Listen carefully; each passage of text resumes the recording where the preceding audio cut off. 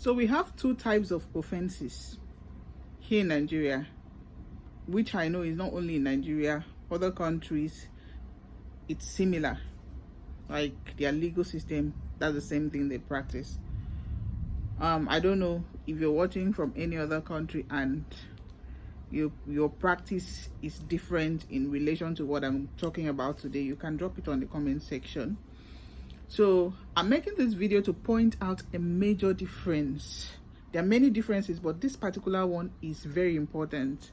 I want to point out a major difference between the two types of offenses. Because someone said something the other day, I heard something somewhere, and I'm like, oh, I believe there are some people who think the same way, who feel the same way. And I believe this video is going to help. If it is a topic you would like to listen to, please don't go away. Welcome to my channel. This is Law Talks and Gist. If you're seeing my face for the first time, thank you for stopping by. Please kindly click on the subscribe button, like, share, comment, turn on the notification bell so as to be notified each time I upload a new video. And if you're a returning subscriber, you know I always love you. Thank you for tuning in once again. Now let's dive into the video. Now, the major difference that I want you to know is that a civil offense is usually committed against an individual directly. In that case, if the offense is committed against an individual, if the individual wants to bring a lawsuit against the offender, you're bringing it personally as an individual, then you have the liberty to either bring a lawsuit or choose to forgive the person and let it go. And if you have brought a lawsuit, you also have the liberty to withdraw. You have the liberty to withdraw the case from the court. Yes. Oh, I don't want to go ahead with this case. I want the case withdrawn. Reasons best known to you, because maybe if you continued with the case, not even maybe, if you had continued with the case and the case is being decided in your favor, damages would have been paid to you. Okay? If it needs a public apology, the apology will be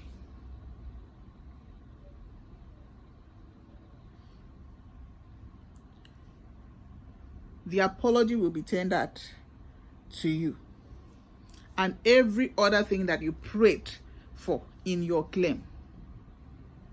But now it is not so in a criminal offense. Once a crime is committed, fine, it is committed against you, an individual, but once that crime is committed against you and it is reported, either you report it to the police yourself, or the police just gets involved naturally. Maybe they are being called by someone else, or anyhow, you know how it happens when there is a crime committed against someone and the police just gets involved. Once that case is reported, it is no longer your own case again. It is no longer fine. You will still come to court as a witness. It is still, the case was committed against you, fine, but it is no longer against you alone. It is now deemed that the case was committed against the state, the federation. It has become a state issue. It has become a federal issue. That is why you always see, I don't know how many of you have been seeing charge sheets. You will not see the name of the person on the first page of the charge sheet. I don't have a charge sheet here. I would have shown you. You would always see so person, that is the person who committed the offense against the state or the federation. So it is no longer your own issue. It has become the state issue. So in that regard, the individual that the crime was committed against, you don't have any choice to go and say, oh, I have forgiven the person. I no longer want to go ahead with the case.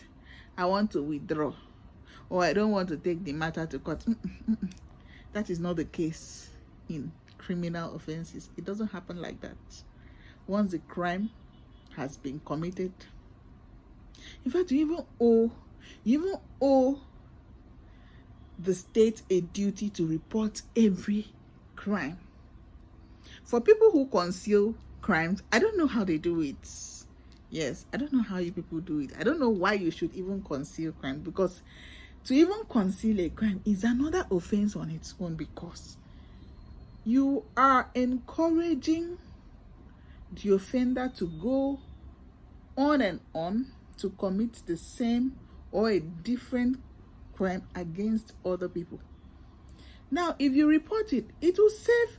If you report it and the matter is taken to court, the person is prosecuted, it will serve as a deterrent to other people in the society not to do the same thing, not to commit the same crime. But some people will conceal it, especially when it involves known people, family members. You know, I don't want to, for the sake of this app, I don't want to say some things. Sometimes you hear that, oh, an adult did this against a child somewhere, and the adult is related to the family of the child, and they are willing to let go, they're willing to forgive. They don't want the police to hear, they don't want any other person to hear, so that it's not going to cause disunity in the family, it's not going to divide the family into two, it's not going to bring enmity, you know, so it will not spur enmity between the families and all of that. Why should you do that? Tomorrow that same offender is going to go elsewhere and commit the same offense. So I don't know why you people do that. I don't know why you people do that. So this is the major difference between the two.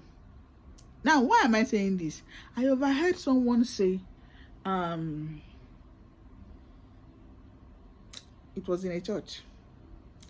They had a program and they were talking about forgiveness.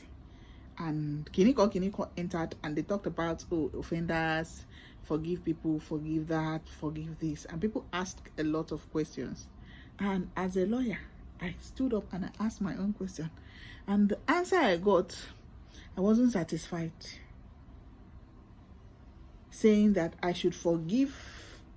Fine, it is one thing to forgive. You can forgive, but that prosecution, that punishment should happen so that that person will not do it again. That is why I've heard a couple of times people saying, oh, I would have loved to forgive the person, I would have loved to discontinue with this matter. How do I go about it? In criminal offenses, you cannot do. Once it has been reported, the offender is going to be prosecuted. You can never turn back. It's already too late. You have the liberty to do that if it is a civil offense. Yes, civil offenses, you have the liberty. You can choose not to sue the person. You can choose to sue the person and later on withdraw from the case, no problem. But when it has to do with criminal offenses, no, that cannot happen. So just imagine that people were given the liberty to withdraw when a criminal matter is in court already. Just imagine how many offenders we'll be having in the society, committing the same offense over and over again. Even when we have the law courts and we even have other disciplinary measures in place, people are still misbehaving. How much more? So I want you to understand this, that criminal matters are that of the state or the federation. As an individual, you have no hand in it. Once it has been reported, once the prosecuting authorities takes over, you are out of the picture. You will still come as a witness. You'll be called upon because the crime was committed against you, but it is no longer your thing. It becomes the state's thing. It becomes the federation's thing. But for Civil offenses, do anyhow, do whatever you like. That is your own. Maybe some other time in another video we are going to talk about another difference, but I thought to share on this very one because I believe many people would think this way, that you can just wake up in the morning and say, oh, the person that did this to me, I forgive, please, police, drop the case. No, they will not drop. Once they have started, it continues like that. But if it is a civil matter, and if you're still having issues understanding what offenses amount to civil and what offenses amount to criminal, I would do a detailed video on it. Drop it on the comment section. Let me see, what would you like me to talk about next? Would you want me to do a detailed video discussing different kinds of civil offenses or criminal offenses? Let me know under the comment section. But for now, I hope this video helps you. Thank you so much for watching. See you in my next video.